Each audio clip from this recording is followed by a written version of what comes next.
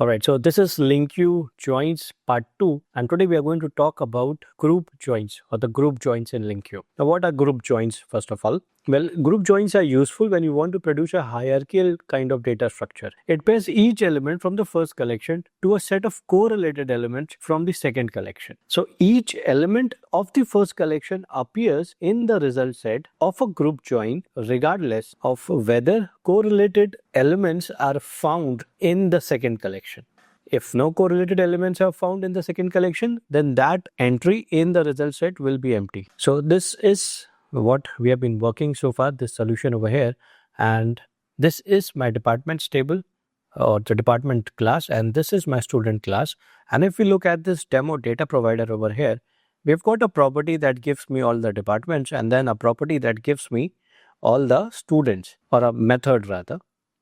Okay, so now if we look at here, I've got 4 departments with ID 1, 2, 3, 4, with ID 1, 2, 3, 4, and for each of these departments, I've got student.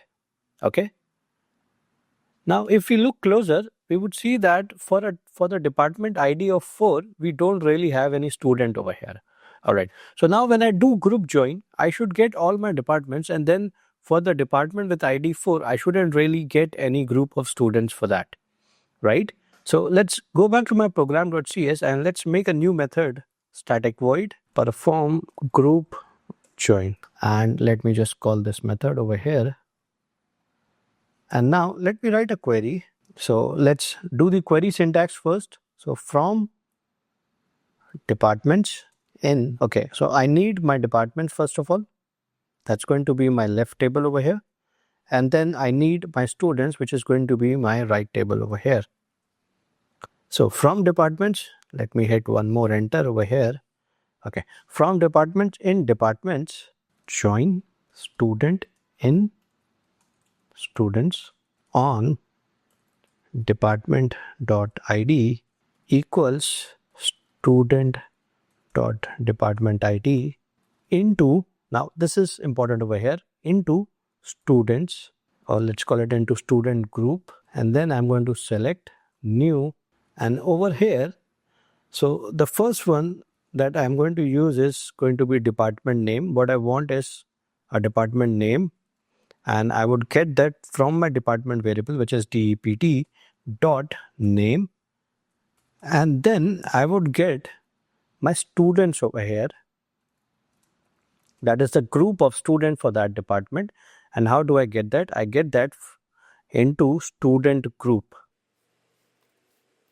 So this variable that we chose over here will contain the group of students for that particular department. So I'm going to use that and put that into my IEnumerable of student. So you see, when I'm using this into keyword over here, the parameter that I get is of type IEnumerable of that student. So I'm going to close this now, and now when I try to query it, I'm going to say for each where item in query. Now the first thing that I get is going to be the department.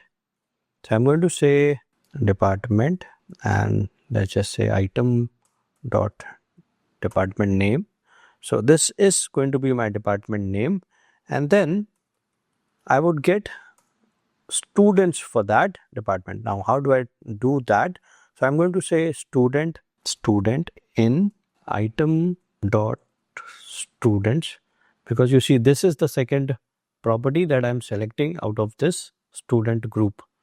Okay, and now I would be printing that. So I'm going to use some string interpolation, and over here I'm going to say student dot first name, and let's add a small space and then just say student dot last name.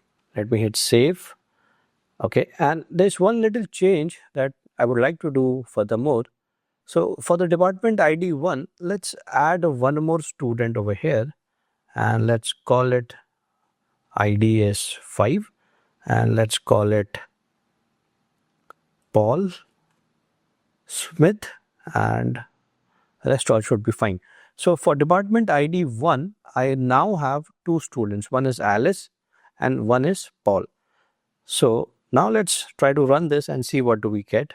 Let me add a breakpoint over here. Okay, let's run this. So I get department is computer science and I get 2 students over here, Alice and Paul. Then for department mathematics, I got 1 student. For department physics, I got 2 students. And for department geography, I didn't really had any student. So yes, we get the left-hand tables entry, but we do not get any grouped entry from my second table. So this is how a group join query syntax will work. Now let's do the same thing using the method syntax. So this was my query syntax. And now let's do the same thing using method syntax.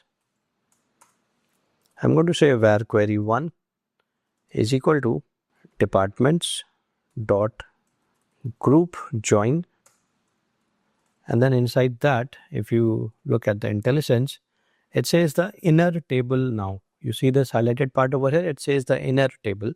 So the inner table is going to be students, and then I need an outer key selector, so let that be department, and the key is going to be dpt.id, and then we need an inner key selector, so let that be student dot department id. So this is my key again, and then we need a func. So inside this we need 2 parameters, one that can iterate over my department and other one that can iterate over the students collection. So let those be departments and student. So now if we look at the IntelliSense, if we can get it over here.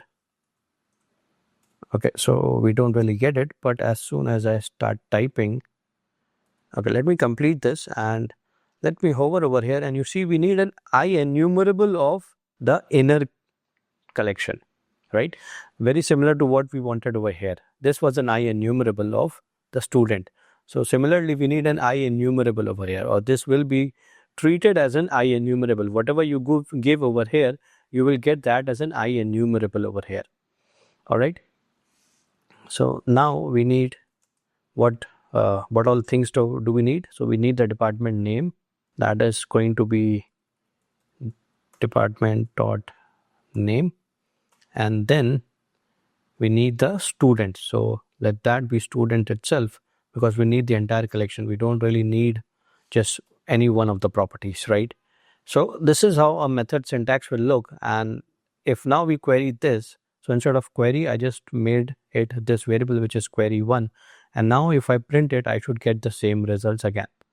So let me run this. Let me bring up the console, and we get the same result again. We get 2 students in computer science, then 2 in physics, 1 in mathematics, and geography as usual is empty. Cool. So this was it about group join. Of course, we can use composite keys the way we had done it in the previous video about the inner join or the simple join keyword. The link of that video is in the description, and also you will get it somewhere on the top. Alright, so if you like this video, if it solved any of your purpose, please don't forget to like, share and subscribe to my channel. I'll see you in the next one.